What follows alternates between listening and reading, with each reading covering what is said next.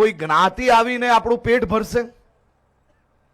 કોઈ જ્ઞાતિ સગા સંબંધીના નામે મત લઈ જાય, આ જ્ઞાતિ સગા સંબંધીના નામે મત લઈ જવા વાળા વ્યક્તિઓએ તમારું પેટ ભર્યું છે કાલે? હે? તમારા ઘર તક લાઈટ જરૂરી છે કે જ્ઞાતિ અને સમાજના નામે મત લઈ જાય એવા લોકોની જરૂર છે? કોની જરૂર છે? લાઈટ, પાણી, રસ્તા, બાળકો માટે શાળા, વડગામની અંદર લાઇબ્રેરી, આવી બધી સુવિધાઓની જરૂર છે કે જ્ઞાતિ અને સમાજના નામે અંદર અંદર લડાવીને આપણા ખભાના ઉપયોગ કરનાર લોકોની જરૂર છે? મને કહો આજે આપણે કોની જરૂર છે?